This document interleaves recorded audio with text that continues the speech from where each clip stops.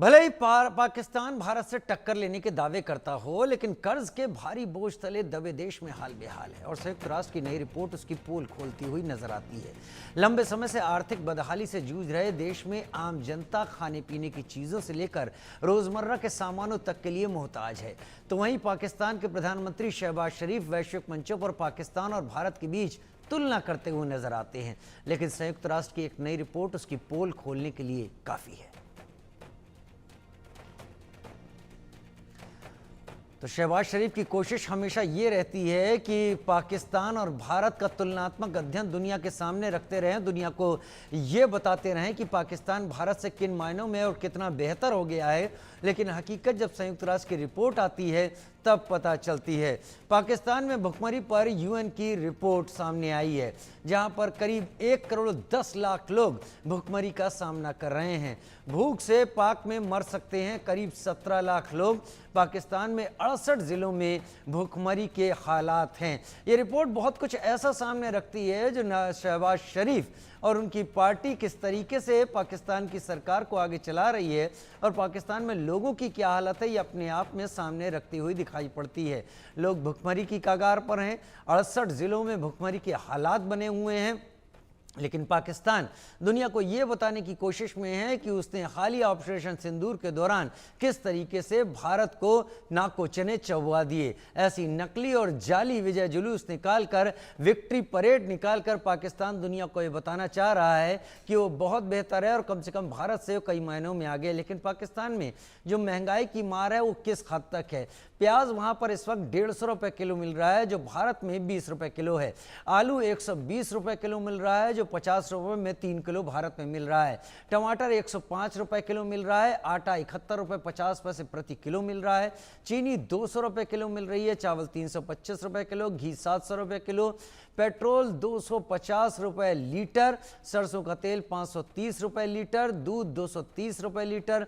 एक अंडा 40 रुपए का। चिकन 750 रुपए किलो। मटन 2000 रुपए किलो पाकिस्तान में इस वक्त मिल रहा है। तो यह है पाकिस्तान की असलियत, यह है पाकिस्तान की हालत। लेकिन तुलना उसको भारत के साथ ही करते हुए दिखाना है खुद को, क्योंकि ऐसा करने से वो दुनिया को यह बता सकता है कि दो देश जो एक साथ आज़ाद हुए थे उसमें पाकिस्तान कितना बेहतर हालत में आ गया है। नाजिया इलाही खान सोशल एक्टिविस्ट मेरे साथ इस वक्त जुड़ गई हैं। सोहेल काजमी सीनियर जर्नलिस्ट के तौर पर मेरे साथ जुड़ गए हैं। सबसे पहले नाजिया, आपका रुख करते हुए, हम अक्सर देखते हैं कि पाकिस्तान जो भारत विरोध के ऊपर पैदा हुआ है और भारत विरोध के ऊपर ही जी रहा है। अगर वहां के सियासतदान और वहां की आर्मी, वहां की पब्लिक के दिमाग में भारत का विरोध ना डाले तो शायद ये पाकिस्तान भी आगे चलना मुश्किल हो। लेकिन तब क्या जब खाने दाने दाने के लिए मोहताज हो जाए। मुझे अभी आप पूरे लिस्ट बता रहे थे और मुझे हंसी आ रही थी कि जिस 1500 रुपए में हम फल का पूरा टोकरा खरीदते हैं अपने भारत में, वो लोग 1500 रुपए में सिर्फ 1 केजी अंगूर खरीदते हैं पाकिस्तान में। किस तरीके से पाकिस्तान की आवाम को ये लोग लूट रहे हैं, नोच रहे हैं और पाकिस्तान को की आवाम को एनाकोंडा की तरह बिल्कुल सक करके निकाल करके फेंक रहे हैं और रोटी बोटी IMF से लेकर के किसको देते हैं? लश्कर तैयबा को। देखिए, मैं तो साफ लफ्जों में कहूंगी कि जो पाकिस्तान की हालत है, जो उसने बीज बोया था वही वो पा रहा है। पाकिस्तान कभी आजाद नहीं हुआ था क्योंकि उसने आजादी की कोई जंग नहीं लड़ी थी। पाकिस्तान भीख में मिला था जिन्ना को। नेहरू और गांधी के दया दृष्टि पर पाकिस्तान जिन्ना के भीख के कटोरे में दिया गया था।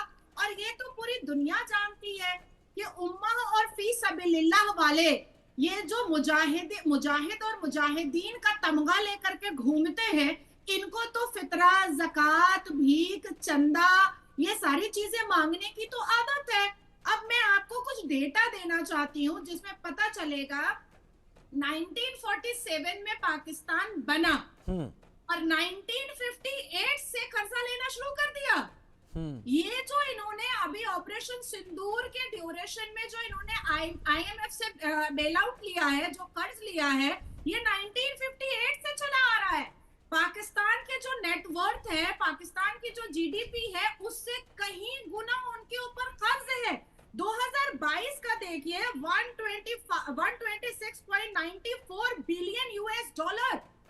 ये 2022 का मैं आपको बता रही हूँ। पाकिस्तान अगर अपनी बहू बेटियों से लेकर के जमीन से लेकर के अपने जर्रे जर्रे को, इस्लामिक जर्रे जर्रे को बेच दे, तो भी पाकिस्तान आईएमएफ का लोन जो वो 26 बेल आउट ले चुका है, वो अरब का पैसा, वो तुर्क का पैसा, वो अफगान का पैसा, वो भारत का पैसा नहीं रिटर्न कर पाएगा, किसी भी हाल में रिटर्न नहीं कर पाएगा। और फिर भी देखिए, ये इसको कहते हैं जज्बे वाली कौम, इसको कहते हैं जज्बे खुदा वाली कौम, जो नल्ली निहारी और पाया खा करके अपने आप को मुसलमान साबित करता है, वो कभी तुर्क में घुस करके मुसलमानों को मारता है और कभी अपने ही देश पाकिस्तान, ना पाकिस्तान, जाहिलिस्तान, पगलिस्तान में अफगानियों को भी मार मार करके, कूट कूट करके बाहर भेजता है।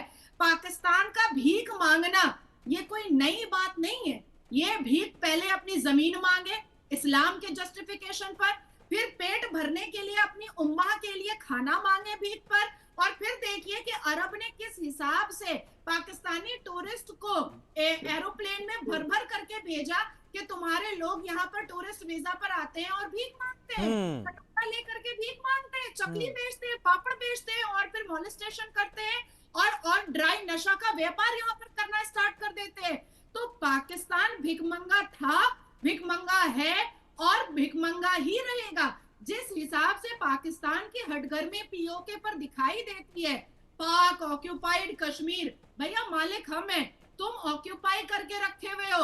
जिस दिन भारत के लोग और भारत के राष्ट्र प्रेमी जाग गए ना, उस दिन कहीं ऐसा ना हो कि आईओपी हो जाए, इंडिया ऑक्यूपाइड पाकिस्तान फिर से हो जाए और हम अखंड भारत में इसको जोड़ लें। ये भिखमंगा ही रहेगा इस्लाम के जस्टिफिकेशन पर, ये भिखमंगा ही रहेगा इस्लाम के जस्टिफिकेशन पर। लेकिन पाकिस्तान वो पाकिस्तान हो ही नहीं सकता जो बदल जाए, क्योंकि पाकिस्तान का एक मेजर पॉइंट हमेशा रहता है कि वो इंडिया अपोज इस थ्योरी पर जिंदा रहना चाहता है। सियासत हो, पॉलिटिक्स हो, लोगों का मूड डाइवर्ट करना हो, तो भी यही नारा वहां पर चलता है। सोहेल काज़मी मेरे साथ इस वक्त जुड़े हुए हैं। सोहेल काज़मी, पाकिस्तान लगातार पिछले कई दिनों से अपने यहाँ विक्ट्री परेड निकाल रहा है। खैर उनका मुल्क है, वो कुछ भी दिखा सकते हैं, कुछ भी बता सकते हैं, वो चीज़ तमाम वहाँ पर दिख रही है। लेकिन 1 करोड़ 10 लाख ऐसे लोग हैं जिन्हें खाना ढंग से मयसर नहीं है, और वहाँ पर 68 ज़िले ऐसे हैं जहाँ पर भुखमरी के हालात हैं। ये हम नहीं कह रहे, यूएन की नई रिपोर्ट कह रही है। पाकिस्तान शायद इस चीज़ को भी हवा में उड़ा देगा। राजीव सर गुड इवनिंग, और जो मेरी साथ जो पार्टिसिपेंट है उनको भी गुड इवनिंग। देखिए सर, पाकिस्तान को ये नई बात नहीं है जो आप आंकड़े बता रहे हैं। ये आंकड़े मैं खुद वहां 3-4 बार मैंने इंडिया को रिप्रेजेंट किया है, मुझे मौका मिला, गिलगित बल्तिस्तान, मुजफ्फराबाद, हर इलाके को मैंने देखा है। और मैं आपसे बड़े वसूख से कहता हूं कि पाकिस्तान जो है वो एक इकोनॉमिकल रिसेशन से और पॉलिटिकल रिसेशन से जूझता हुआ मुल्क है, और वो इतना जूझ रहा है कि जूझते जूझते अंदर से वो टूट चुका है। अब ऑपरेशन सिंदूर ने एक चीज आपको बता दी कि इमीडिएट, जो मेरी बहन ने अभी बात की कि बिल्कुल आईएमएफ से तो पैसा लिया, पर 1.5 बिलियन डॉलर्स उन्होंने चाइना से मांगे। अभी वॉर शुरू होनी थी, अभी उनको खतरा था कि शायद हम स्ट्राइक करेंगे, और वो भीख मांग ली। अब आप परसों हमें पता चला कि 19 से 21 तक उनका जो डिप्टी प्राइम मिनिस्टर है वो चाइना 3 दिन के विजिट पे है। उस पर भी हमने डिबेट की, वो क्या करने जा रहा है। वो सिर्फ भीख मांगने जाएगा, वहां प्रोटोकॉल एंजॉय करेगा, गिफ्ट लाएगा और पैसे लेके आ जाएगा। देखिए जो उनका जो chief of the army staff है, वो जो मैं उनकी पहलगाम अटैक से 5 दिन पहले जो मैं इंटेलेक्चुअल मीट उनकी सुन रहा था, और जिस तरह का रेडिकलाइज भाषण वो दे रहा था, मैं भी मुसलमान हूँ, मेरी जो बहन है ये भी मुसलमान है। मेरा अल्लाह जो है, मेरा कुरान जो है, मेरा हदीस जो है, उसकी गलत इंटरप्रिटेशन जो है वो पाकिस्तान करता रहा है और गुमराह करता रहा जम्मू कश्मीर के लोगों को, जम्मू कश्मीर के बच्चों को और पाकिस्तान की आवाम को। अल्लाह के नाम पे की दुहाई देने वाला वो मुल्क अपने शियों को कत्ल करता है सड़कों पे, अपने अहमदियों को कत्ल करता है सड़कों पे, अपने वहाबियों को कत्ल करता है, अपने मुहाजिरों को कत्ल करता है। ये तस्वुर अगर कायदे आजम जिन्ना ने ये सोच के मुस्लिम स्टेट का तस्वुर किया था, मुझे लगता है अगर आप जिंदा होता कायदे आजम तो वो खुद ही किसी चौक में खुद ही सुसाइड कर लेते। ऐसा पाकिस्तान का तस्वुर वो देख नहीं पाते। दूसरी बात ये है, देखिए मुल्क की एक बुनियाद होती है, जिस इमारत की बुनियाद पक्की हो, और इस मुल्क की बुनियाद बनी नहीं, जहां जमहूरियत पनपी नहीं, जमहूरियत को आपने पनपने नहीं दिया, जमहूरियत के रास्तों पे मुल्क चला ही नहीं, तो यही एक प्रॉब्लम है कि इंस्टॉल सरकारें 2 साल के लिए, 1.5 साल के लिए, 5 साल के लिए, 5 साल तो हुए नहीं कभी, 3 साढ़े 3 साल में ही सरकारें हमेशा गिरती रही हैं। कोई चीफ मुझे बता दें आप, कोई एक हिस्टोरिकल पर्सपेक्ट पे दो चार को छोड़ के या तो हैंग हो गए या हेलीकॉप्टरों में क्रैश हो गए या मुल्क छोड़ के भाग गए हुकूमत गिरने से पहले ही। तो ऐसे मुल्क के साथ आप कंपैरिजन कर ही नहीं सकते। मैं तो समझता हूँ बांग्लादेश इतनी देर बाद बना, बांग्लादेश अपने इकोनॉमिकल स्टैंडर्ड्स को कहां से कहां ले गया, और पाकिस्तान आज भी दुहाई दे रहा है कि हमारा जो है ये मुस्लिम स्टेट है और हम ये करेंगे और वो करेंगे। और चाइना के बिना इजाजत के वो एक छींक नहीं मार सकता, एक कदम आगे नहीं चल सकता। China and Pakistan are one and the same, they are on the one page, you know, as far as anything is concern. Secondly, जो आप आंकड़ा बता रहे हैं कि इतनी दुनिया वहां भूखी मर रही है, उनको नहीं लेना देना इनसे। ऑपरेशन सिंदूर के बाद 30 to 35% बजट जो है एलोकेटेड बजट वो बढ़ा दिए डिफेंस की ओर। उनकी मिलिट्री स्ट्रांग होनी चाहिए, उनके पास लड़ने के लिए वेपन्स होने चाहिए। उनके मुजाहिदीन जो हमने 9 टेरर कैंप्स पे अटैक किया उसमें 14 करोड़ रुपया प्राइम मिनिस्टर ने उसी वक्त सैंक्शन कर दिया within 24 hour to rebuild that structures of terror which we demolished in that 9 strikes. तो ये कहने का मतलब ये है कि आप उस मुल्क को, जो हम पूरी दुनिया कह रही है टेररिस्ट, वो कहते हैं मुजाहिदीन। मैं मुशर्रफ से 3-4 बार मिला जब वो प्रेसिडेंट ऑफ पाकिस्तान था, और वो उनके मुंह से एक ही लफ्ज लिखता है, हमारे मुजाहिदीन है। तो आप मुझे बताइए, जब मुजाहिदीन को आप पूरी दुनिया में मोस्ट वांटेड टेररिस्ट के नाम से खिताब करते हैं और आप उनको मुजाहिदीन बोलते हैं, तो मुल्क का क्या बनेगा? और ये क्रॉप जो है टेररिज्म की, ये पाकिस्तान नहीं काट सकता, क्योंकि फली फुली हुई क्रॉप है, और वहां से बलोच, वहां से अफगानिस्तान, वहां से ये, वहां से वो, ये सब चीजें चलती रहेंगी। नाजिया इलाही लगातार जुड़ी हूँ। नाजिया, आपने बहुत कुछ यहाँ पर बोला। पाकिस्तान के पास भी इकोनॉमिक्स के एक्सपर्ट हैं, वो भी समझते होंगे कि एक इकोनॉमी किसी कंट्री की किस तरीके से चलनी चाहिए, लेकिन फिर भी या तो आंख बंद करके बैठे हैं या फिर उनको ये तय लग रहा है कि पाकिस्तान अपने को ऐसे डेथ ट्रैप में ले आया है जिससे निकलना उसके लिए मुश्किल है। आप as a social activist Pakistan की हालत कहां देखती हैं? हम देख रहे हैं, अभी तस्वीरें चला रहे हैं, लोग एक बोरी आटे के लिए एक दूसरे को मारते दिख रहे हैं, और ये ताजा तस्वीरें हैं इस वक्त पाकिस्तान से। क्या एक स्टेबल पाकिस्तान ज्यादा बेहतर रहेगा फ्यूचर में सबके लिए, या एक अनस्टेबल पाकिस्तान अब वक्त की जरूरत है? मैं बहुत क्रिस्टल क्लियर कहूंगी कि पाकिस्तान ना रहना ही इस पूरी दुनिया के लिए सबसे बेस्ट रहेगा। पाकिस्तान को खत्म कर देना ही, क्योंकि पहले भी वो मैप पर नहीं था, और अगर दोबारा भी अगर वो मैप पर नहीं रहता है तो कोई प्रॉब्लम तो नहीं नजर आता है। 37% डिफेंस मिनिस्ट्री में उन्होंने अपना पैसा बढ़वाया है, जो उन्होंने भीख मांग करके वो चाइना से और तुर्क से और IMF से लेकर के आए हैं। वो 37% उन्होंने क्यों बढ़वाया है? क्योंकि ऑपरेशन सिंदूर के माध्यम से जिस हिसाब से 9 आतंकी ठिकाने को जर्रा जर्रा किया गया है और बर्बाद किया गया है, कहीं ना कहीं पाकिस्तान के डिफेंस को ये एहसास होने लगा है कि जब 9 आतंकी ठिकाने बारूद से उड़ सकते हैं और धुआं हो सकते हैं, चटियल मैदान हो सकते हैं, तो मिलिट्री क्यों नहीं हो सकती? उनके एयरबेस क्यों नहीं हो सकते हैं? हम तो टारगेट कर ही सकते हैं। दूसरी चीज मैं आपको बता दूं कि पाकिस्तान की फाकाकशी अभी कुछ दिन के बाद और भी बढ़ जाएगी। ये तो अभी एक बोरी आटा के लिए लड़ रहे हैं, वो दिन भी दूर नहीं है पाकिस्तान में कि एक बोरी आटा के लिए या एक मुट्ठी चावल के लिए कि एक दूसरे का कत्ल करेंगे, एक दूसरे की बहू बेटी को लूटेंगे, जो आज भी हो रहा है। लेकिन कल आने वाले कुछ दिन में सरेआम होगा, जिस दिन बलोच एक नई सरकार बनाएगा, जिस दिन बलोच इस दुनिया का 194 कंट्री हो जाएगा, क्योंकि उसमें सबसे महत्वपूर्ण बात है कि डिवर्स मिनरल डिपॉजिट कहाँ है? बलोच में है। कोल कहाँ पर है? बलोच में है। सल्फर कहाँ है? बलोच में है। मार्बल कहाँ है? बलोच में है। तो बलोच को एक्चुअली में कहा जाता है गोल्डन लैंड, और गोल्डन लैंड अगर पाकिस्तान से हट जाता है, वो अपना एक नया देश बना लेता है, अपना एक नया झंडा, अपनी एक नई सरकार बनाता है, तो चाइना के साथ ये जो एक्सपोर्ट इंपोर्ट का काम पानी के जरिए है, ये भी तो बंद हो जाएगा ना। चाइना के साथ आवाजाही का जो रास्ता है वो भी तो बंद हो जाएगा। एग्जैक्टली जी, अब खैबर पख्तूनख्वा से ही इनको रोक मिलता है, और खैबर पख्तूनख्वा से ही इनको बहुत सारे माइंस मिलते हैं।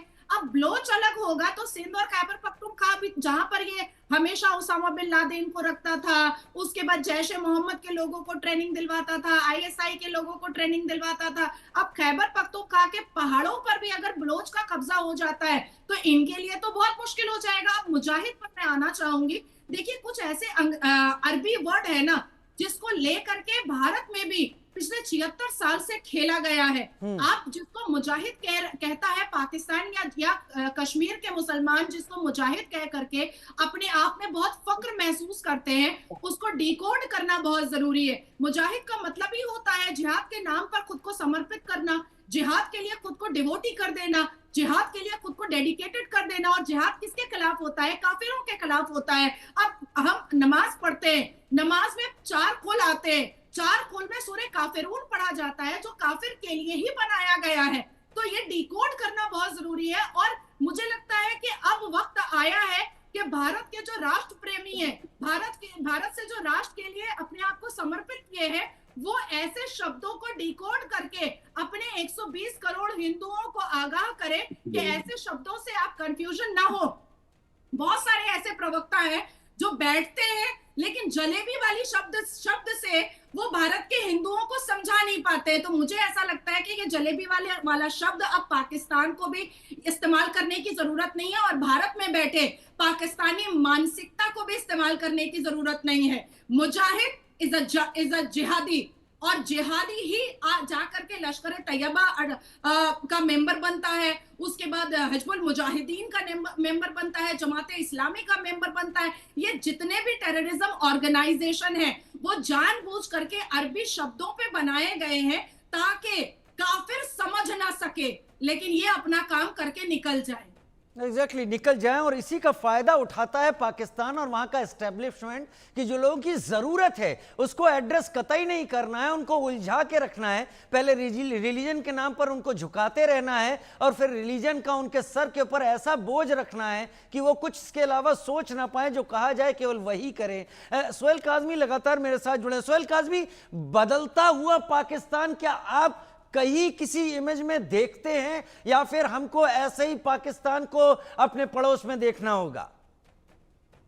देखिए, हमारे मजहब में है कि कयामत के बाद सब चीजें डिसाइड होती हैं सर, कि दोनों फैसले होते हैं कि अच्छाई कितनी है, बुराई कितनी है, और उसके बाद डिसाइड होता है कि आपको जन्नत में जाना है या जहन्नम में जाना है। जो मुल्ला हमारे हजरात सुनाते हैं या जो हमारी इंटरप्रिटेशन है इस्लाम की। लेकिन मुझे लगता है पाकिस्तान ऑलरेडी जहन्नम में है, और वो जहन्नम ऐसा गंदा जहन्नम है कि जहां अपने लोग अपने लोगों को मार रहे हैं, कत्ल कर रहे हैं, और फिर अकाउंटेबिलिटी भी नहीं ले रहे हैं, और उसको सिर्फ जिहाद का, इस्लाम का की पैरवी करने के लिए उनको आगे लगाया जाता है। तो आप समझ लीजिए कि हमारा जो मजहब है वो एक क्लियर विजन से चलने वाला मजहब है, और पूरी दुनिया उसको एक्नॉलेज करती है कि उसमें यूनिवर्सल ब्रदरहुड का सबसे ज्यादा एम्फेसाइज किया गया है कि सब मजहबों की इज्जत कीजिए। मैं आता हूं सोहेल